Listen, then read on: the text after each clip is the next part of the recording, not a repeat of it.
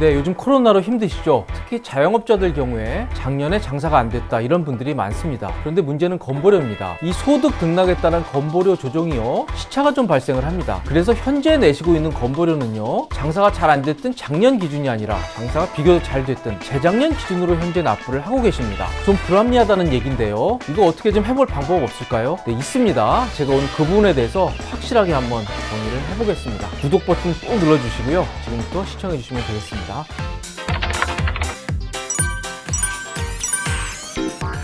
자, 우선 건보료 조정은 어떻게 될까요? 직장 가입자부터 보겠습니다. 최근에 직장 가입자들은 연말정산을 마쳤습니다. 그러면 전년도 소득이 3월에 공단에 통보가 됩니다. 그래서 4월부터 새로 작년 소득이 반영된 건보료가 책정이 되게 됩니다. 지역 가입자의 경우엔요, 소득과 재산이 다 건보료 부과의 기준이 되는데요. 소득은 5월에 종합소득세 신고를 하죠. 그러면 그 소득이 10월에 공단에 통보되고요. 11월에 건보료가 조정이 되게 됩니다. 재산의 경우엔요, 6월 1일 날 재산세가 확정이 됩니다. 그러면 자료들이 10월에 공단에 통보가 되고요. 11월에 재산과 관련된 보험료가 조정이 되게 됩니다. 따라서 지역가입자는 매년 11월에 건보료가 조정된다. 이렇게 생각하시면 되겠습니다. 자, 그런데 지역가입자의 경우에는 조금 더 상세하게 알아봐야 되겠습니다. 2020년 지난 한 해 경제활동을 했다고 가정을 하겠습니다. 그러면 올해 5월 달에 종소세 신고를 하게 됩니다. 그리고 6월 1일에 재산세가 확정이 되게 됩니다. 6월 1일 딱 하루 기준으로 자기가 가지고 있는 재산, 특히 아파트에 대해서 재산세가 확정이 되고요. 10월에 소득 자료와 재산 자료가 공단에 통보되고요. 11월에 새로운 건보료가 책정이 돼서 그 새롭게 책정된 건보료가 그 다음에 10월까지 납부가 되게 되는 것입니다. 그런데 한 가지 예외가 있는데요. 이 국민연금이나 공무원연금 같은 공적연금의 경우에는요, 바로 전년도 소득이 그 다음에 1월에 바로 즉각 반영이 돼서요, 1월부터 바뀐 자료가 입력이 된다고 합니다. 그런데 문제는 바로 이겁니다. 소득과 건보료를 조정하는 것이 시차가 발생하고 있다는 거죠. 예를 한번 들어보겠습니다. 2020년에 작년에 특히 코로나 때문에 자영업자분들이 장사가 죽을 썼습니다. 그리고 2019년에는 비교적 작년보다는 괜찮았거든요. 근데 건보료는 어떻게 부과가 됩니까? 작년 11월에 새로운 건보료가 책정이 됐는데요. 바로 2019년 1년을 기준으로 건보료가 책정이 됐습니다. 비교적 장사가 잘 되던 소득을 기준으로 작년 11월에 책정이 됐고요. 이 건보료가 올해 10월 달까지 계속 부과가 되는 겁니다. 그러면요, 지금 현재 2019년 기준으로 건보료를 납부를 하고 계세요. 작년에는 엄청 죽을 썼는데요. 이럴 경우에는 어떻게 하면 되느냐? 올해 5월에 종소세 신고를 하게 됩니다. 작년 소득을 기준으로 올해 5월에 신고를 하게 되는데요. 건보료 조정 신청을 하게 되면 즉각 조정이 됩니다. 이게 바로 건보료 조정 제도라는 겁니다. 따라서요, 올해 종소세 신고가 끝나는 5월 이후에, 즉 6월 이후에는 조정 신청을 할 수가 있는데요. 이때 조정 신청을 하게 되면 새로운 건보료가 부과가 되는데 바로 장사가 잘 되지 않았던 2020년 기준으로 새로 책정된 건보료가 조정이 되게 됩니다.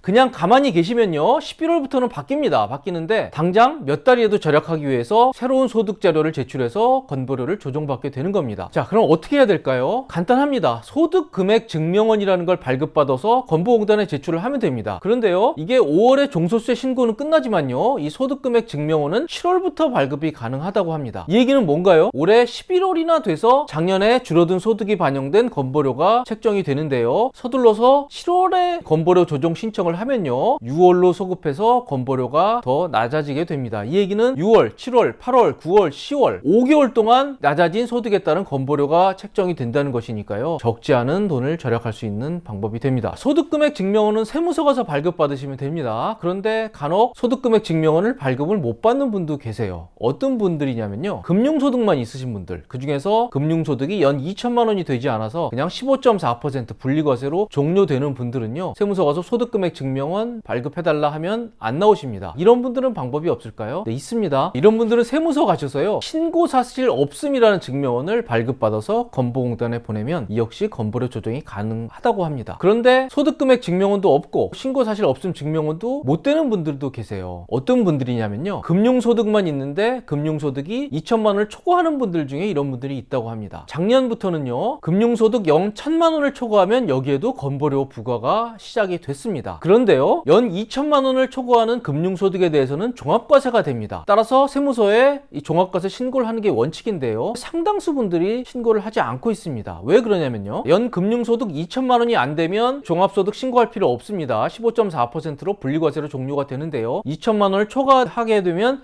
이 종합과세 신고를 하는 게 원칙입니다. 그런데 연 금융소득 2천만 원을 초과한다 하더라도요, 이게 누진세율로 과세가 되는데요, 연 6.6%부터 이 낮은 세율로 종합과세가 됩니다. 그런데 다른 소득이 없다고 가정하고 기본공제 300만 원을 가정을 하면요, 이게 7,900만 원까지는 특별히 더 낼 돈이 없습니다. 그냥 분리과세로 15.4% 하는 것과 세금이 같습니다. 따라서 굳이 이런 분들은 종합소득을 신고하지 않아도 가산세라든지 특별히 불이익이 없는 상황입니다. 자, 이게 생각보다 금융소득 종합과세라는 게 큰 의미가 없다는 의미도 됩니다. 금융소득이 7,900만 원이 넘지 않는다 그러면 2천만 원 이하하고 특별히 종합과세 때문에 더 내야 되는 세금이 없다, 이런 얘기가 됩니다. 이게요, 부부로 만약에 예금을 나눈다고 하면은 7,900만 원 곱하기 2, 따라서 1억 5,800만 원까지는 종합과세가 큰 의미가 없다는 얘기가 됩니다. 금융소득이 1억 5,800만 원이 된다는 얘기는 이자율 2%를 따지면 80억이 된다고 합니다. 즉 80억까지는 금융소득 종합과세 때문에 특별히 더 돈을 더 내야 되는, 세금을 더 내야 되는 일이 없다는 얘기가 되죠. 따라서 이 금융소득 종합과세는 아주 큰 자산가 아니면 크게 걱정은 안 하셔도 된다, 이런 얘기도 성립을 합니다. 자, 그런데 저희는 지금 건보료 조정제도에 대해서 얘기를 나누고 있는데요, 바로 금융소득이 연 2천만 원을 초과하는데 이게 종합소득 신고를 하지 않으면 바로 저 3번에 해당하게 됩니다. 세무서 가서 증명원을 떼려고 해도요, 소득금액 증명원도 없고 신고사실 없음 증명원도 없다고 합니다. 따라서 이 건보료 조정이 어렵습니다. 그리고 또 중요한 건 지역가입자들한테 재산입니다. 재산도 건보료 책정의 부과 기준이 됩니다. 그런데 이건 6월 1일 기준으로 합니다. 6월 1일 딱 하루 기준으로 그날 아파트가 있는지 토지가 있는지 이걸 따져서 건보료가 부과가 되는데요, 6월 1일 날 아파트를 팔았다. 자, 그럼 어떻게 해야 될까요? 네, 그렇습니다. 가만히 계셔도 10월 달에 공단에 통보가 돼서 11월에는 바뀐 건보료가 부과가 됩니다만, 우리가 억울하잖아요. 아파트를 팔았는데 가만히 계시면요. 따라서 즉각적으로 건보공단에 연락을 해서 관련 서류를 제출을 하면 바로 다운된 건보료가 책정이 되니까요, 대응을 하시면 되겠습니다. 지역 건강보험료 조정에는 서류들이 필요합니다. 제가 요거를 올려드릴 테니까요, 꼼꼼히 한번 보시면 되겠습니다. 소득이 감소했을 경우에 저런 소득금액 증명원요, 그리고 신고사실 없음 사실 증명 같은 걸 내시면 되고요, 재산 소유권이 변경됐을 경우에 등기부등본 같은 걸 내시면 되겠습니다. 자동차를 폐차하거나 또는 파실 수도 있죠. 이런 경우에도 제출을 하시면 되겠습니다. 아무튼 이 건보료 조정제도라는 좋은 제도가 있으니까요, 소득이나 재산이 변화했으면